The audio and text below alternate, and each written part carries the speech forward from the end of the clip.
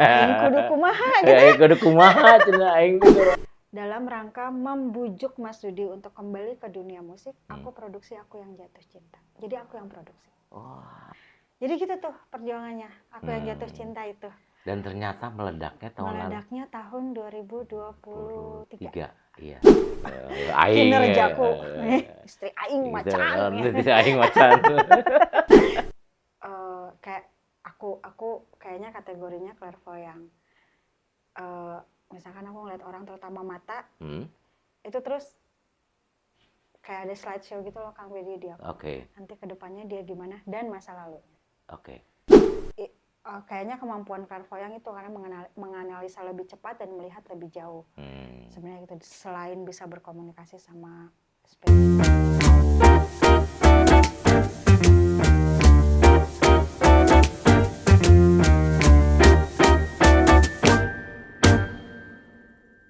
Selamat datang di Kilabit Citra bersama saya. Selamat datang di Kilabit Citra bersama saya Bedi Gunawan.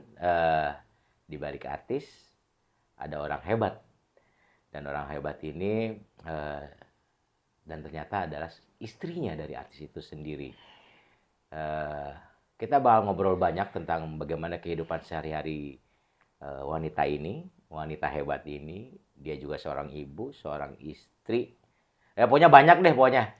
Inilah dia Dian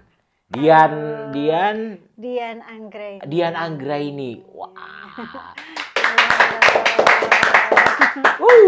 Teman-teman, Dian Anggraini ini manajer dari penyanyi solis Dudy Oris. Dia mantan dari Yovie Nuno. Kita ngobrol sedikit sama dia. Ngobrol banyak deh, ngobrol. Banyak boleh. Boleh. Yan. Iya, Kang Bedi. Kang Bedi apa kabar? Baik, alhamdulillah. Dian juga sehat? Sehat. Kucing aman? Aman banget. Saya dikasih kucing sama dia dan sekarang udah kayak buntelan kapas. Kalau lagi ngegulung itu gendut banget. Gendut banget ya. Gimana Kang Bedi? Beliau ini adalah pendiri dan ketua umum Asosiasi Cheerleader Indonesia. Indonesian Cheer Association atau ICA. Masih aktif sampai sekarang? Masih, alhamdulillah. Itu kok bisa sih, Bang?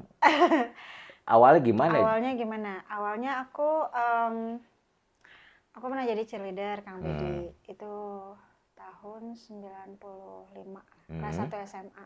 Kelas 1 sampai kelas 2. Iya.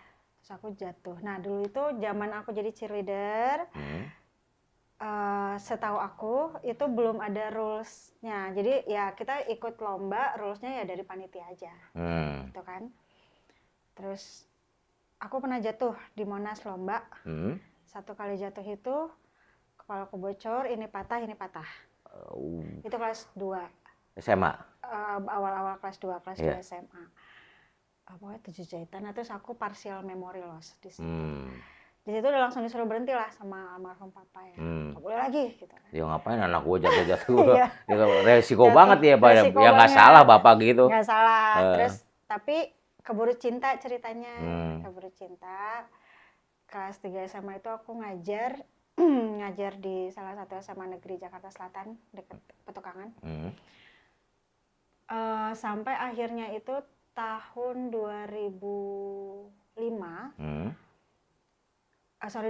aku baru tahu kalau ternyata di dunia itu ada federasinya. Terus ada peraturan standar internasionalnya, apa segala macam. Kalau mau lomba, kalau mau tampil. Iya, betul. Gitu. Terus sampai ada batasan usianya, levelnya, tingkat kesulitannya, safety-nya. Itu baru tahu pas aku diundang ke Malaysia. Pulang dari Malaysia, kami bikin komunitas kecil lah ya. Ada websitenya dan segala macam. Aku bersama teman-teman ada 6 orang. Lalu aku ditelepon sama kedutaan besar Jepang. Katanya ini ada orang cheerleader Jepang mau ketemu kamu, mau datang ke Indonesia. Datanglah beliau. Ternyata beliau adalah presidennya International Federation of Cheerleading, tapi basisnya di Jepang. Dari situ bla bla bla bla bla, kami diberangkatkan ke Jepang, ikut sertifikasi coach untuk pelatih. Ada sertifikat? Ada ternyata. Terus kami disponsorin untuk kirim timnas. Tapi ini versi Jepang ya Kang Bedi. 2005, 2007 aku keluar dari komunitas itu. Berikut berarti aku keluar dari federasi yang di Jepang. Dan dilala ternyata aku baru tahu kalau ternyata ada federasi yang lebih besar di negara asal penemu olahraga cheerleading, yaitu di US. Oh, asalnya itu penemunya adalah Amerika sebenarnya. Amerika dari tahun 1898 sebenarnya. 1898. Udah ada olahraga itu, tapi masih olahraga pendamping. Oh, itu olahraga ya? Sekarang sudah jadi olahraga. Dulunya apa? Berarti dulu penghibur aja ya? Penghibur, betul. Biasanya dulu kalau di Amerika tuh di American football gitu-gitu kan. Dan dulu itu cowok semua justru. Oh, dulu cowok semua? Karena kan naik-naik ya, berbahaya. Jadi cewek malah nggak boleh. Nah, pokoknya singkat cerita aku 2007 aku menemukan ada federasi besar, International Cheer Union yang berbasis di US. Lalu sekjennya datang ke Indonesia. Aku ketemu, bla bla bla, aku bikin asosiasi, daftar, dan sampai sekarang kami bergabung di sana. Gitu. Sebentar. Mau diizin ambil tasnya? Oh, boleh. Maaf ya tangan kiri. Ya. Tadi sampai mana? Oke. Ya, pokoknya sampai di Amerika. Ya, oke. Nah, kalau untuk versi Amerikanya, aku, karena kan yang Jepang sama Amerika tuh berbeda. Dan mereka sama-sama bersaing masuk International Olympic Committee. Oke. Agar jadi federasi yang diakui gitu di dunia ya. Di dunia. Yeah. Nah, tapi aku ikut yang Amerika setelah aku keluar dari yang versi Jepang. Nah, standarnya beda, rules-nya berbeda, tapi aku adalah orang yang membawa standar itu ke Indonesia. Aku sosialisasikan. Ya jujur aja ya, karena saya cuma pernah melihat, mungkin teman-teman juga cuma hanya sekedar melihat bahwa cheerleaders itu pernah ada kompetisinya, tapi secara standarisasi ternyata memang sudah internasional. Dan si juri-jurinya maupun pengajarnya pun sudah harus certified. Dan itu standar juga, standar internasional. Keren sih. Keren sih. Passion. Asik, passion. Jadi aku ngambil coach certified lagi dari International Cheer Union, ngambil jazz lagi, jadi aku orang pertama yang bersertifikat, baru aku ajarkan murid-muridku di awalnya justru di Bandung aku asosiasinya. Di Bandung awalnya? Yang ngedukung tuh adik-adik Bandung. Baru sekarang kami alhamdulillah sudah di 14 provinsi. Keren. Terus pernah ngejuriin di berbagai macam pertandingan gitu ya? Alhamdulillah aku udah sampai Asian Cheerleading Championship tingkat Asia. Berarti udah ke Singapura, Malaysia. Udah. Ke mana lagi? Taipei, Thailand. Udah, kalau Asia hampir semuanya sudah. Eropa aku pernah ngejuri di Europe Open di Slovenia, Australia Open di Perth. Tapi ngejuri kejuaraan dunianya belum, karena memang kualifikasinya harus naik lagi ya, harus naik lagi. Karena jam terbangnya dihitung, terus kita setiap beberapa tahun sekali harus renewal sertifikasinya. Tapi kami sudah 3 kali bawa tim ke kejuaraan dunia. Keren, menang nggak? Terakhir 2016 peringkat 9 dunia. Peringkat 9 dunia, itu udah bagus banget deh. Dari 130. Ya bagus banget dong, itu sih keren. Keren. Di Asia 5 besar. 5 besar di Asia. Orang-orang mana waktu itu peserta? Apa kamu campur dari? Aku bikin timnas dari kota-kota, tapi 75% Bandung. Bandung Ya, karena memang tim yang di Bandung itu kan awal memang aku bikin tim Bandung itu jadi tim prototipe yang aku bawa keliling Indonesia. Jadi mereka yang paling pertama tahu. Dan solid, pasti udah solid ya. Udah solid, jadi memang secara skill udah duluan gitu Kang Bedi, makanya sampai sekarang pun mereka juara 1 nasional, belum terkalahkan selama dari 2010. 15 tahun. Wow. Keren. Tepuk tangan semangat kita ya. Sumpah karena memang keren banget sih ini. Ini. Mau jadi cheerleader, gue juga mau sih, Bang. Emang ada yang cheerleader gendut kayak gini? Enggak ada yang kayak gini. Yang bener. Cuman muda ya. Muda ya. Yang senior enggak ada. Ya, karena mungkin kalau saya jadi ikutan cheerleader juga belum mulai ada yang buat manasin ini enggak. Ini pinggang juga belum mulai udah sakit, udah encok gitu. Gitu. Oke. Terus Yan, kita ngomongin tentang sesuatu yang ya itulah kehidupan sehari-hari mengenai Iya. kebetulan saat ini, bukan kebetulan ya, memang saat ini jadi manajernya Dudi. Iya. Ya. Terus apa ya Yan, kalau yang paling menarik lah dari ngomongin dari jadi seorang manajer istri, jadi belibet gini ya. Iya. Istri yang manajernya artis. Apa kata-kata yang tepat ya? Istri yang suaminya Istri artis terus dimanajerin. Nah, Ya itu ribet lah ya. ya, suami istri yang dia istrinya seorang manajer, suaminya artis. Nah, gitulah kurang Ya. lebih. Iya. Yang ada yang menarik nggak ya? Pertama kali Banyak. ketika wah nih laki gua harus gua manajerin nih gitu. Sebenarnya awalnya bukan gitu. Awalnya gimana? Kak Budi pasti kenal kan manajer lamanya Mas Dudi, Mas Ama. Ya, Kan? betul ya. Nah, tahun 2016 itu kadarullah Mas Ama itu harus pindah ke Bandung kan. Terus gak ada orang nih di sekitar Mas Dudi nih ya kan. Gak ada orang. Tiba-tiba aku digabrukin aja. Digabrukin? Ya jadi udah temenin dulu Mas Dudi. Ini kontak personnya yang kamu harus hubungin. Tata sampai digital asetnya apa segala macam. Jadi aku hah. Jadi itu adalah sebuah kejebur lah. Darderdor ya. Kejebur dan darderdor. Kejebur, benar banget. Karena aku sebelumnya kan 15 tahun PNS. Ya, aku tuh 15 tahun PNS. Yang mana jadi PNS? Iya. Pakai baju korpri dong ya? Nah, udah nggak ada dong. Oh, dulu nggak ya? Udah nggak ada zaman aku, alhamdulillah udah nggak ada. Udah nggak ada. Jadi aku 15 tahun PNS di Kementerian Keuangan. Pas banget 2015 tuh sebenarnya aku resign. Tapi kan resign dari PNS nggak gampang ya. Banyak peraturan lah ya. Jadi kita masih harus masuk. Nah 2016 itu tiba-tiba digabrukin gitu. Menurut aku challenge sih. Challenge. Karena sebenarnya kan manajerial itu sebenarnya di segala bidang template-nya sama. Cuman kalau misalkan industrinya ya tips dan triksnya aja yang berbeda menurut aku. Betul. Ya kan? Cuman ini musik nih gitu kan ya. Dulu di kantor aku klien, ya kan. Kalau ada event aku yang hire artis. Sekarang aku jadi vendor. Terus bawa terbalik, suami sendiri. Suami sendiri ya, harus dijagain lagi. Harus dijagain. Apa ya? Aku belajar banyak. Mood artis tuh ternyata begini. Ya. Di rumah, di jalan, sama mau naik panggung itu beda ya. Beda. Udah lagi ya jujurnya ngeselinnya serumah lagi. Aduh. Suami lagi kan. Kebawa Kak. Kebawa gak ya? Iya, kebawa. Udah gitu, Mas Dudi bukan orang sembarangan nih, bukan artis baru ya kan. Iya, betul. Dari Yovinono, salah satu band terbesar di Indonesia. Yang manajemennya juga udah pasti besar.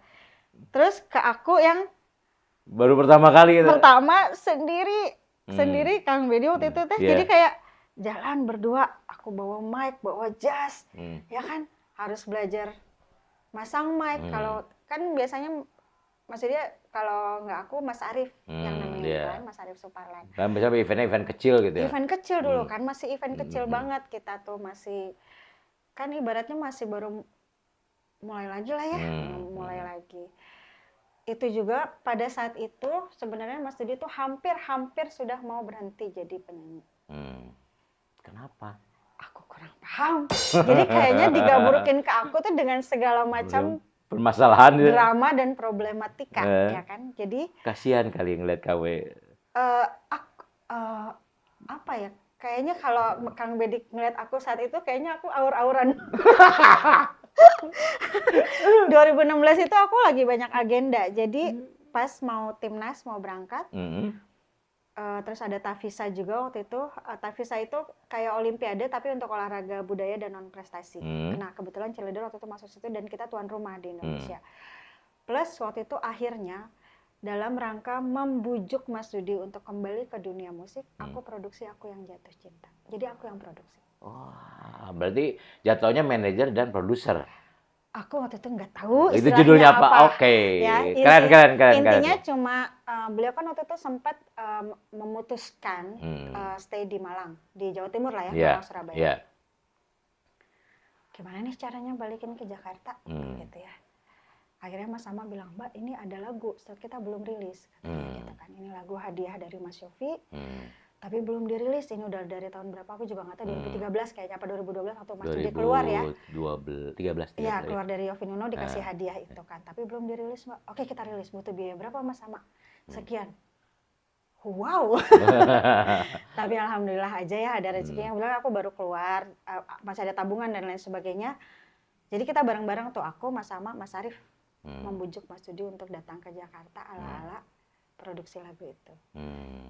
2 hari aja ya, aku mau pulang lagi ke Malang. Ya nggak apa-apa, 2 hari. 3 hari aja ya, iya lama-lama capek ya. Ngekos ya, mau nggak? Aku kontrakin rumah, aku bilang gitu. Ya udah sebulan aja. Ya nggak apa-apa, yang penting jadi aja dulu lagunya. Jadi gitu tuh perjuangannya, aku yang jatuh cinta itu. Dan ternyata meledaknya tahun 2023. Iya. Nggak ada yang tahu ya. Menarik itu. Lagu yang dirilis tahun 2016. 2016. Dolarnya itu baru 2023. Itu ya apa namanya, tangan Tuhan yang berbicara lah. Itu tangan Tuhan yang berbicara. Karena di satu sisi juga lagunya bagus, yang nyanyinya juga bagus banget. Alhamdulillah. Wah, gokil sih itu. Terus ada hal-hal yang lain nggak setelah itu? Setelah itu, ya itu tadi, Mas Sama tiba-tiba pindah ke Bandung. Nanti kita sambil cari-cari orang, Mbak Dian aja dulu yang pegang, kata Mas Sama gitu kan. Baru mikir tuh ya. Ding ding. Aing kudu kumaha gitu. Ya, kudu kumaha cenah aing teh kumaha. Ya jujur berat. Ya. Berat banget dengan egonya Mas Dudi. Pasti tahu ya. Mas Dudi. Seniman ya sama lah. Udah Mas seniman Jawa Timur deh. Wah, ya kan? Mantap gitu ya. Pokoknya combo. Combo. Tapi jangan salah, aku Bugis. Oke. Jadi Bugis tapi bahasanya Sunda. Bahasanya Sunda. Gimana ya? Aku gara-gara cheers itu, jadi aku lama di Bandung sampai ngekos. Punya kosan gitu. Nah, udah pokoknya intinya aku belajar banyak banget sampai masang mic. Iya. Kalau Mas Arif nggak ada, aku video call, Mas ini kabelnya mesti kemana? Katanya ini apa yang harus diputarnya kayak gitu. Terus berinteraksi sama klien, terus jaga moodnya Mas Du.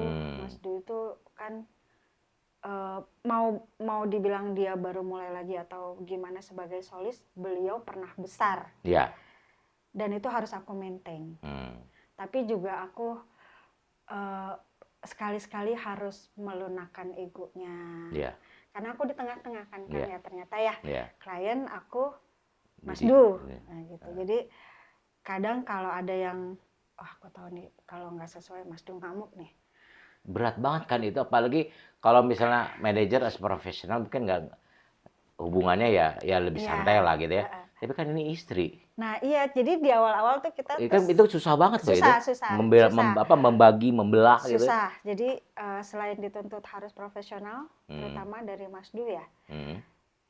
Ya aku juga belajar, apalagi waktu itu baru jalan berdua, selain manajer jadi kru dan lain sebagainya, untungnya aku nggak maluan sih ya. Jadi kayak ya aku kerjain aja.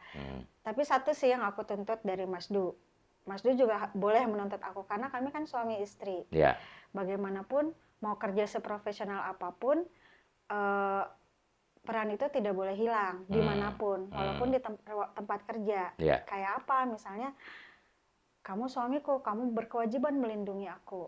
Kalau terjadi sesuatu. Iya kan? Artinya kan pernah kejadian kita di panggung besar yang dari panggung ke mobil tuh jauh. Aku masih beres-beres, tiba-tiba Mas Dudi udah hilang, udah dibawa sama kru yang lain. Sama kru yang lain ke mobil. Anjir, ini aing gimana? Jalannya kemana ya? Bawa barang segini banyak gitu. Sampai mobil aku marah-marahin Kang Bedi. Gak boleh kamu ninggalin aku. Aku bilang gitu, aku istri kamu punya kewajiban ngelindungin aku. Dari situ akhirnya kita sama-sama belajar. Aku juga harus tetap berbakti sama dia kan. Kami harus sama-sama saling memuliakan ibaratnya. Itu kebayang gitu, itu kebayang situasi kayak gitu, itu kebayang. Sampai ada kata-kata, anjing, kumaha aing gitu. Aku lagi nunduk, beres-beres gini-gini. Alasya, kemana suami aku? Udah dibawa, karena memang kan Mas Dudi teh Kang Bedi ibu-ibu kan. Gitu kan. Jadi langsung bawa aja sampai saya ditinggal. Ya Allah. Ya Allah. Terus kan nih ngomongin ngomongin Dudi lagi lah, ngomongin profesionalisme artis lah ya. Profesionalisme manajer, ngomongin payment. Oke. Nah, sensitif ya. Bayarannya double dong kalau gitu. Siapa? Kamu kan bayar sebagai as a manager sama sebagai istri. Oh iya ya. Jadi enak loh. Ya? Atau memang ini sebagai profesional saya bayar kamu sebagai manajer. Nah ini uang buat rumah gitu atau gimana? Oh enggak, kebetulan kalau gimana cara itu kalau off air gimana? Off air itu kan ke aku semua. Jadi Mas Dudi yang aku bayar. Oh. Mas Dudi yang aku bayar, terus aku sisihkan buat apa ya kalau di manajemen PT Cash ya. Misalkan beliau mau rilis atau mau apa. Yeah. Sisanya buat operasional rumah tangga, nanti aku ngambil dikit-dikit tuh buat uang perempuan. Uang perempuan. Oh, gitu. Gitu. Jadi gitu tuh teman-teman kalau suaminya jadi artis. Dia yang aku bayar. Caranya begitu tuh. Si suaminya yang dibayar. Uangnya yang penting kuasai dulu semuanya. Kan ada istilah uang suami adalah uang istri, uang istri adalah uang istri. Nah, itu tuh. Ternyata berlaku juga di dunia entertainment uang itu kan. Berlaku. Iya. Terus, tapi kalau aku hanya off air aja, Kang Bedi kalau royalti apa itu ke Mas Du itu buat tabungan kami. Iya. Tapi kan ke Mas Du tabungan kami kan. Tabungan ke istri juga tetap kan. Ke istri kan tetap. Jadi kalau dia mau beli apa harus ini Itu dulu kan proposal. ya, berarti berlaku tuh. Uang suami adalah uang istri ya uang istri itu tetap berlaku. Cuman kayak numpang doang di rekeningnya. Numpang doang. Tuh, Dud. Hati-hati, Dud. Pokoknya salah dikit pin ganti aja. Nggak tahu aja pinnya udah. Pinnya ganti. Belok dikit ya. Belok dikit. Pernah cemburu nggak sama fans? Aku kan fans Dudi gila banyak banget itu. Kalau sekedar fans, aku bisa memahami lah ya. Tapi ada loh yang ngejar-ngejar sampai heboh. Ada beneran. Tapi ya 2-3 lah. Dia tahu dong pasti dia udah punya istri. Tahu, kan zaman sekarang mah. Oh enggak. Masih muda lagi. Masih. Cemburu nggak? Kesel. Lebih tepatnya kesel. Kalau cemburu enggak. Kan rekening di aku semua. Mau apa Anda? Dikunci. Mau apa? Gitu ya kan nggak bisa. Iya. Mau bayar tuh kredit, statementnya ke email aku. Nggak bisa. Nggak bisa ketahuan. Jadi cuma sekedar kesel aja. Terus caranya gimana? Mengingatkan si wanita ini kah atau mengingatkan Dudinya? Karena kan dia bagaimanapun juga dia adalah fansnya Dudi gitu. Iya, ada sih yang sampai baper gitu, yang sampai kayaknya mungkin sekedar dibales DM-nya tiba-tiba udah mikirin pernikahannya mau di mana. Oh iya. Oh serem amat. Ada. Oh ya? Serem amat. Ada. Cuman aku apa ya? Kalau fisik ya aku sadar diri lah ya. Aku tidak seperti fans-fansnya yang dandan apa segala macam gitu kan. Kenapa Dudi memilih kamu juga karena kamu cantik pastinya. Kayaknya lebih karena aku tambeng deh Kang. Kalau cantik mah dia bisa dapet yang lebih dari aku. Nggak. Cuman aku selalu bilang sama Mas Dudi, kumpulin semua cewek-cewek kamu. Otaknya nggak ada yang sama aku. Asik. Anjay, ini loh. Digabung juga nggak ada yang sama kayak aku. 20 nih, 1. Keren. Ini yang paling mahal di aku. Itu doang kayaknya. Berarti Mas Dudi itu perfeksi yang saya kenal ya. Kan dia tuh perfeksionis banget. Betul, Kak. Dia tuh pengen sesuatunya saya sempurna lah. Betul. Dari setiap penampilan, kemudian apapun itu. Betul. Sampai sekarang masih? Sampai sekarang masih, tapi sekarang sudah lebih fleksibel sih. Lebih fleksibel. Lebih fleksibel. Pada akhirnya aku menemukan momen,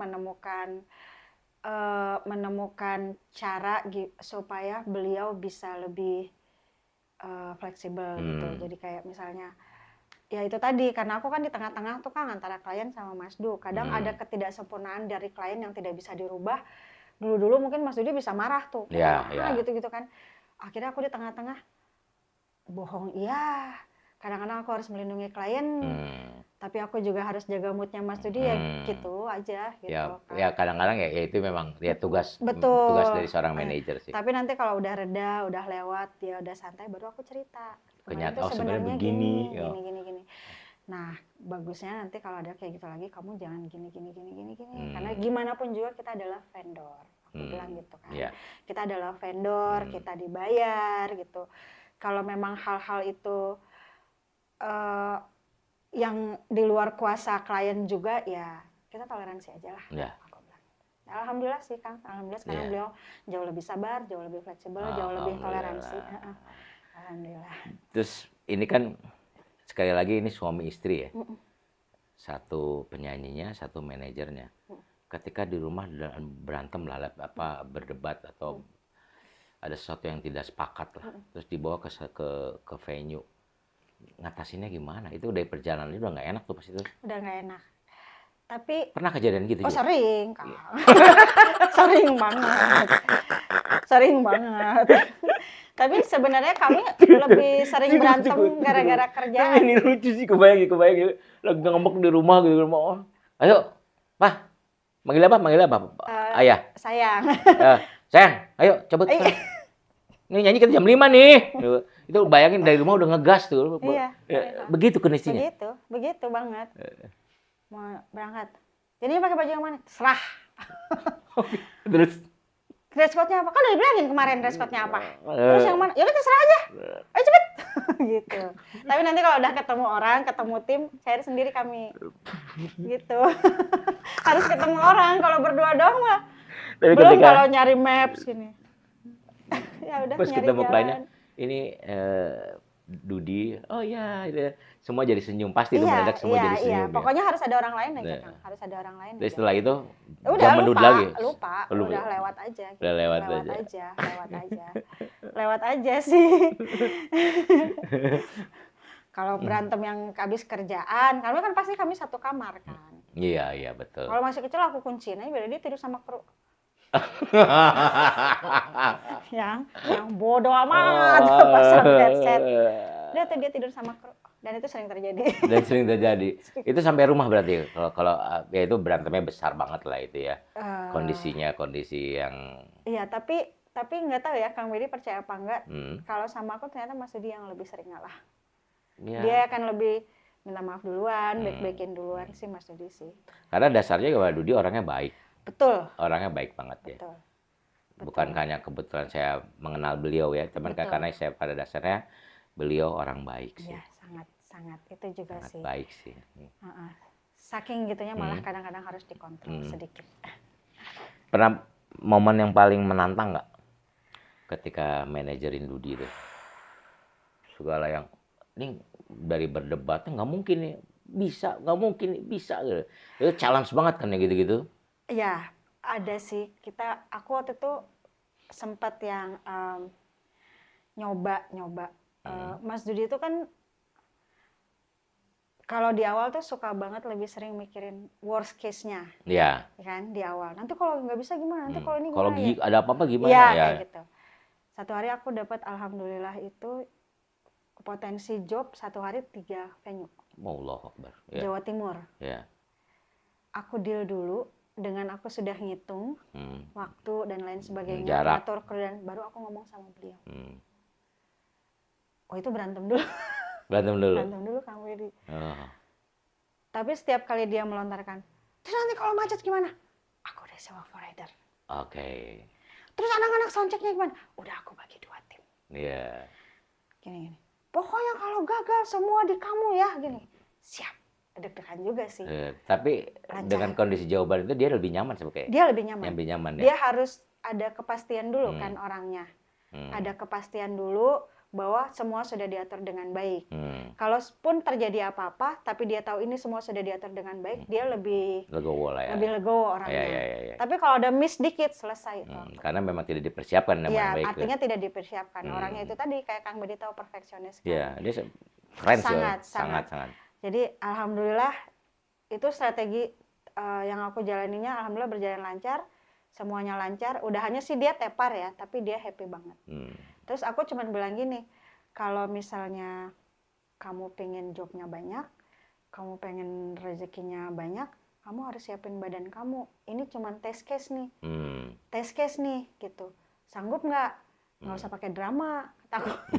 Jangan pakai drama, tapi kalau sanggup pasti dikasih sama Allah, aku bilang. Iya. Gitu aja sih. Tapi itu deg-degannya lumayan sih. Iya. Tapi nyampe semua itu?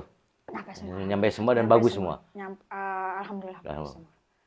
Alhamdulillah. Cuman di venue terakhir itu outdoor, agak gerimis, aku udah. Oh itu di luar itu dulu? Di luar. Tapi Mas Du nyanyi udah. Ya. Harus gimana nih, aku harus gimana gitu kan? Soalnya udah gerimis, kita juga bingung. Ya kalau gerimis kan bukan puasa kita itu mah tuh. Bukan puasa kita, cuman alhamdulillah sih. Keren. Sih. Ada momen yang paling bikin kamu kesel nggak sih selama jadi manajernya Dudi? Satu yang tadi ditinggal. Ditinggal itu. Itu lucu sih, oke. Ditinggal. Terus kebanyakan sih ini ya, Kang, soal band pengiring ya. Oke, bermasalah di situ ya. Kalau kita di daerah kan kadang kota, karena Mas Dudi terkenalnya kan sebagai solis ya. Aku mau bawa full band masih sulit. Jadi mau nggak mau harus pakai band lokal kayak gitu kan. Nah Mas Dudi itu kan Kang Bedi juga kenal, beliau orangnya baik sekali sama orang. Kadang di depan dia juga nggak bisa tuh yang protes di depan apa gimana. Tapi kalau ada ya apa-apa pasti yang kena tuh aku. Sementara kan aku juga bingung kan. Aku juga nggak kenal bandnya, baru tahu di venue kayak gitu-gitu. Jadi ya pernah berantem hebat banget di situ sampai aku mau pulang. Oh iya. Gara-gara band? Gara-gara band. Itu solusinya gimana kalau gitu ya? Kan itu yang harus mengenal dulu bandnya sebenarnya atau gimana? Iya, cuman kondisinya waktu itu bandnya memang agak susah dibilangin ya. Agak susah dibilangin. Solusinya akhirnya untungnya ada Mas Arief sih. Waktu itu ada Mas Arief, solusinya waktu itu akhirnya beberapa lagu kita pakai -1, bandnya semuanya di mute sama Mas Arief. Nggak cocok lah ya, lebih tepatnya nggak cocok sama cuman kan Mas Dudi orangnya nggak mungkin bilang tidak ya. Nggak mungkin bilang tidak. Yang kena amu kan kita. Sementara kita juga bingung, nggak tahu bandnya. Ya udah, tapi dari situ evaluasi apa segala macam. Sekarang Mas Dudi wajib bawa musik director. Ya minimal itu ya, musik director ya. Gitu. Pernah ada tabrakan kepentingan nggak sih? Kayak apa? Kayak misalnya paling sederhana, satu ini harus menyanyi, satu lagi ini klien gua nih, tolong Mas Dudi tolong dong. Ini tolong Mas Dudi, tolongin dong Mas Dudi ini dia klien saya pengen foto sama Dudi. Aduh capek banget. Sering lah. Aduh yang ini nanti fotonya nanti ya misalnya. Nah, tapi si kliennya, sekarang aja sekarang. Sering. Kalau udah kayak gitu aku tetap minta tolong banget sih sama Mas Dudi karena jatuhnya klien kan ya. Jatuhnya klien. Kalau kita udah pas sebentar dulu, oh nggak bisa, ini harus sekarang banget. Jadinya Mas Dudi yang aku paksa. Habis itu aku mau dimarahin terserah deh, yang penting kliennya udah tenang aja dulu gitu. Kayak aku gitu. Yang penting gitu. Jadi misalkan yang ini minta maaf banget ya, kliennya udah harus jalan. Ya aku ngarang cerita aja gitu. Ya, karena ya habisnya itu capek banget sih pasti capek banget. Paling aku nge-hold sebentar ya Mas Dudi, lap keringet biar cakep aku, paling kayak gitu-gitu kan. Oh iya, itu kata-kata oke tuh. Paling kata-katanya gitu, oke. ngelap keringet sebentar gini, nafas sebentar ya biar cakep gini. Tapi di Mas Dudinya, yang minta maaf nih kliennya kayaknya ada acara lain jadi harus buru-buru minta foto sebentar aja mau ya gitu. Habis itu yaudah foto ya nggak apa-apa, ya udah yang penting kliennya udah beres gitu aja. Pilih keluarga atau tawaran manggung waktunya berbarengan? Kalau tidak terlalu urgent tapi penting, kami bagi dua. Aku tidak harus selalu ikut juga sih sebenarnya.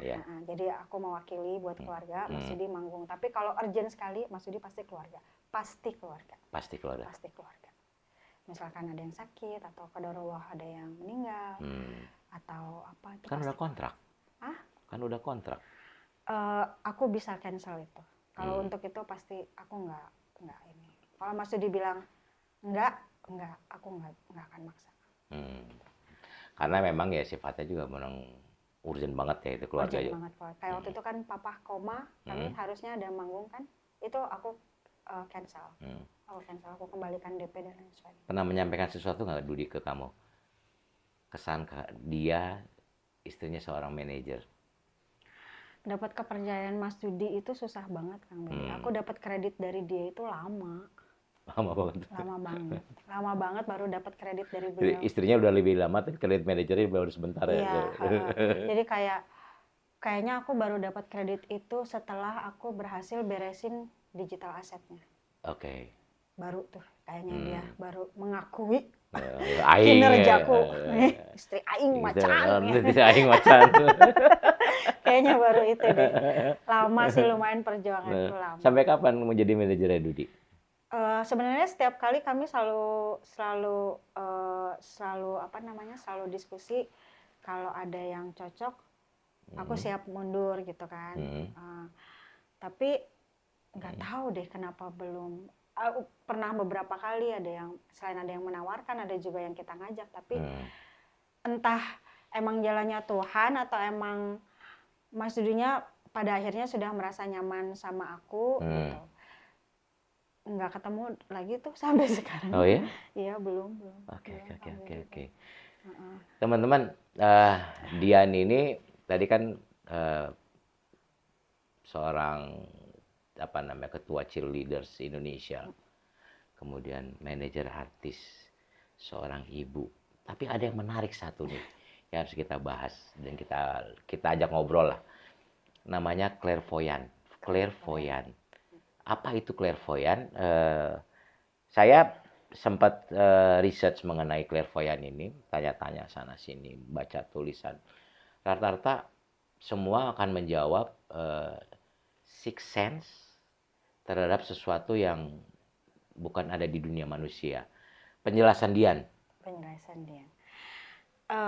Penjelasannya clairvoyant itu sebenarnya lebih spesifik ke seseorang yang mampu melihat lebih jauh, menganalisa sesuatu lebih cepat, melihat lebih jauh. Jadi clairvoyant biasanya sudah pasti indigo, tapi indigo belum tentu clairvoyant. Oke. Jadi itu kayak lebih spesifik. Nggak harus levelnya lebih tinggi daripada indigo lain sih, cuman kayaknya lebih spesifik aja, kayaknya kelebihannya entah apalah itu ya, pokoknya bisa melihat kemampuan, melihat dan ya gitulah kurang lebih. Iya. Selain bisa melihat makhluk halus, tapi juga bisa melihat sesuatu lebih, kalau dibilang meramal mungkin ya, tapi bukan meramal sih sebenarnya. Kayak aku kayaknya kategorinya clairvoyant. Misalkan aku ngeliat orang terutama mata, itu terus kayak ada slideshow gitu loh Kang Bedi dia. Nanti kedepannya dia gimana dan masa lalunya. Jadi kita ngobrol sebegini kali ya. Jadi Yan, gini kita Yan. Kan kenalnya udah bertahun-tahun. Yan, jadi kalau misalnya itu Yan clairvoyant itu Yan. Gitu. Kamu apa? Saya nggak tahu menyebutnya apa ya. Mohon maaf kalau salah. Ini bisa jadi potensi membuka praktek dong. Bisa dong.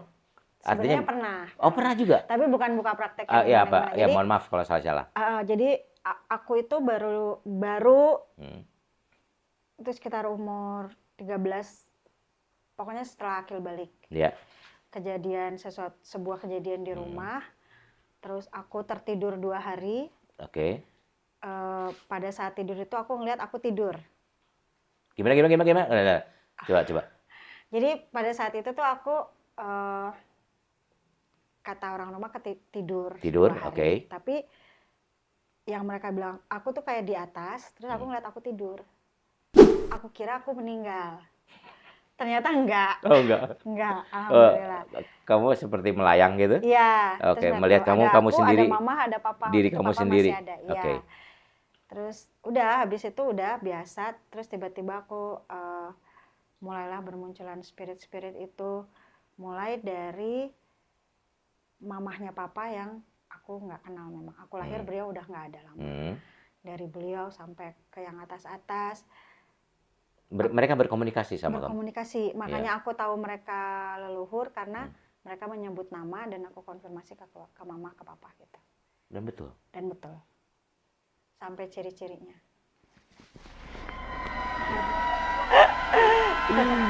Ya, Tapi itu takut nggak sih itu? Takut kan? Takut juga. Takut. Oh, kira-kirain dong. Oh enggak. Oh. Aku Halo Nek, gitu kira enggak ya? Oh awalnya iya, awalnya. Kalau ngelihat yang normal-normal aja aku nggak terlalu takut. Tapi kan banyak Emang ada yang nggak normal? banyak kan yang di jalan-jalan gitu. Oh, kamu bisa ngelihat itu? Akhirnya Akhirnya aku bisa ngeliat ngelihat? juga, iya. Mau lihat nggak? Jadi misalnya gue kayak juga nggak gini. mau sih. Aku di satu ruangan, misalnya kita ada berapa orang? Satu, dua. Kita ada berapa orang? Satu, dua. Ya aku lihat lebih gitu. Kamu lihat sini lebih? Berapa orang? Kita ada berapa orang di sini? 1, 2, 3, 4, 5, 6. 6. 9. 9. 9. Yang 3 lagi laki-laki perempuan? Ada yang laki-laki, ada yang Cantik nggak perempuannya? enggak. Enggak. Jadi kalau enggak kasih ke itu aja tuh. Cuman maksudnya ya udah gitu kan kemampuan itu kalau di Indonesia kan udah pasti konotasinya dukun ya Kang. Dukun, iya. Jelas dong. Hmm. Plus aku ternyata punya kemampuan itu melihat lebih jauh, kayak baca sifat, melihat lebih jauh dan segala macam. Kakak-kakakku ini memanfaatkan potensiku nih. Kemudian aku 13 bersaudara loh Kang. Aku bontot. Bontot amat ya. Nah, tapi dari 2 ibu ya. Dari pernikahan papa yang kedua. Jadi aku dibawa kemana-mana. Ini ada yang bermasalah nih, ada yang drama nih. Itu umur berapa mulai kamu dikomersialisasikan itu? 14. Jadi kan saya bilang mohon maaf dikomersialisasikan 14, betul ya? umur 14 itu udah lumayan dapat duit. Dari situ. Iya loh. Kalau dibawa orang mesti ngasih duit jajan. Iya, benar. Tapi aku tuh jalanin itu kayaknya hampir 10 tahun terus akhirnya capek sendiri, Kang. Karena capek karena kayaknya beban orang tuh pindah ke aku gitu. Melihat satu itu, kedua waktu zaman aku masih SMA kuliah kan duitnya enak banget tuh ya Kang ya. Akhirnya kan aku nyampe tuh ke pejabat, ke artis apa segalanya, duitnya kan kenceng ya. Terus udah, dan mereka tuh pasti akan tergantung kan sama kita kan. Iya. Sekali, 2 kali, 3 kali, oke nih Dian ngomongnya benar sama persis gitu apa segala macam, tergantung kan. Tengah malam telepon, kok perut saya sakit ya? Kenapa? Pasti itu tuh capek Kang. Perut saya sakit. Ya, udah makan ya, belum? Ya, udah makan belum makan ya udah. Kadang-kadang gini, saya mau pergi meeting nih, klien saya penting. Kira-kira saya keluarnya belok kiri apa belok kanan ya? Sampai pertanyaan-pertanyaan bodoh kayak gitu. Nah, sia itu jalan ya ke kirinya kanan kayak. Nah, yang kayak gitu loh. Akunya capek. Apalagi aku usia SMA, kuliah kadang. Kuliah aku udah dijemput, besoknya dijemput sampai aku sempet digosipin di kampus itu. Dikira open BO. Padahal bukan. Kalau open air ya. Open air aku tuh ya kan, open ice. Open ice. Third ice gitu. Jadi cuman duitnya enak, Kang. Itu tuh berarti kamu ya sekali lagi mohon maaf saya tidak pernah masuk wilayah situ dan saya juga nggak ngerti lah. Itu kamu ngasih solusi juga? Ngasih solusi. Ngasih solusi. Kalau ada kelihatan di aku. Jadi akhirnya aku belajar, Kang. Maksudnya misalnya ada yang nanya ke aku, nanti aku gimana sih ke depannya? Aku ngelihatnya itu ya pada saat aku ngelihat itu misalkan sekarang jam 16.26. Karena 16.27 bisa jadi berubah. Oke. Tergantung kita niat hatinya. Nah, kebetulan karena di awal-awal aku tuh yang mendampingi leluhurku, nenek-nenekku ya. Sebagian itu belum tahu agama Islam. Oke. Tapi filsafat hidupnya luar biasa. Mereka sangat mewanti-wanti, jangan kau kasih tahu orang yang satu tidak benar, tidak akan kejadian, dan selalu kasih tahu bahwa nasib itu cuma mereka yang bisa berubah. Jadi misalkan nih 16.26 aku kasih tahu kamu besok dapat duit 100 juta. 16.27 belum tentu. Kenapa bisa kayak gitu? Bisa jadi ketika dikasih 100 juta, anjir besok gue mau main cewek mau mana? Kata Allah nggak jadi. Itu bisa. Ya. Dan itu logis menurut aku. Gitu kan. Cuman ya itu akhirnya sama nenekku yang belum tahu agama itu aku diajarin logikanya justru. Tanpa mereka sadari bahwa mereka ngajarin aku logikanya. Makanya aku kalau misalnya aku pernah sampai dalam tanda kutip, jadi dulu tuh setiap pilkada Kang, aku tuh laku banget. Asik. Terutama daerahku. Karena pada mau nyalek itu kan aku diterbangin. Ngadu lah di situ ya. Di situ sampai pokoknya harus jadi, sampai sempat aku dikunciin di kamar, ada itu untuk kedua kalinya, dan aku bilang dia maksa. Sampai aku dikunciin di kamar disuruh berdoa, aku tidur aja. Yang nggak bakalan jadi, dan benar nggak jadi. Yang jadi saingannya dia gitu. Cuman aku ada perjanjian itu, pokoknya kalau enggak aku akan bilang enggak, kalau ada kemungkinan aku akan bilang ada kemungkinan, kalau memang iya aku akan bilang iya. Tapi perubahan itu terjadi dari diri kita sendiri. Nah, kayaknya kemampuan clairvoyant itu karena menganalisa lebih cepat dan melihat lebih jauh. Sebenarnya gitu, selain bisa berkomunikasi sama spirit-spirit itu. Itu kan bisa jadi profesi juga kan ya? Mas Dudi sempat nawarin gimana kalau kamu jadi produksi, aku yang manajerin. Ya, aku juga nih kalau mau teman-teman, ini nomor telepon saya, silakan hubungin. ya dulu. Mau diterusin nggak? Artinya apa konteksnya menolong yang mempercayai? Sebenarnya aku nggak pernah berhenti menolong, tapi mengurangi. Iya, sempat beberapa tahun waktu aku hamil, aku berhenti. Maksudnya benar-benar ada yang minta tolong, aku tolak. Tapi habis itu kalau emang aku bisa dan mereka butuh banget sekedar doa aja gitu ya, aku bantu. Sebenarnya nggak pernah berhenti, tapi memang intensitasnya udah berkurang banyak dibanding dulu. Ada harganya berarti? Aku nggak pernah pasang tarif. Nanti tarifnya ada di saya berarti tetap. Enggak. Enggak. Pernah dapat CRV aku satu. Pernah dapat CRV? Aku nggak minta loh ya. Tapi ya ini sekali lagi bukan profesinya Dian. Bukan profesinya Dian. Dia hanya dikasih sama Tuhan sebuah, ya sekali lagi yang saya bilang sixth sense lah ya. Ada dia punya indera keenam, dia punya kelebihan di sisi situ lah. Ngomongin keturunan keluarga, ini dari keluarga ya? Dari keluarga, dua, dari mama sama dari papa. Itu keturunan dari keluarga. Memang yang jadi 14 spirit pertama yang aku lihat itu semua dari mama, dari papa. Mamaku sama papaku sama-sama orang Enrekang, Sulawesi Selatan. Enrekang itu yang kalau mau ke Toraja pasti ngelewatin kampung. Cuman beda desa aja. Kalau mamaku sepertinya keturunan bangsawan, kalau papaku keturunan tabib. Oke. Nah, gitu. Tabib tuh yang ngobat-ngobatin, tapi kan kalau zaman dulu kayaknya tabib tuh lumayan dihormatin ya. Kayak gitu. Jadi misalnya ada yang minta tolong doain karena mereka sakit, itu suruh minum ini, jadi kayak ada yang bisikin aku gitu, katanya aku tahu daun ini, dan tapi nggak pernah jauh-jauh dari herbal sama air doa sih. Aku happy-nya gitu sih, maksudnya di awal-awal tuh aku doanya gini, Kang Bedi, kalau ini dari syaiton gitu tolong ilangin, karena aku nggak mau. Tapi kalau memang dari Allah ya udah nggak apa-apa, aku terima, karena aku pernah berusaha menghilangkan.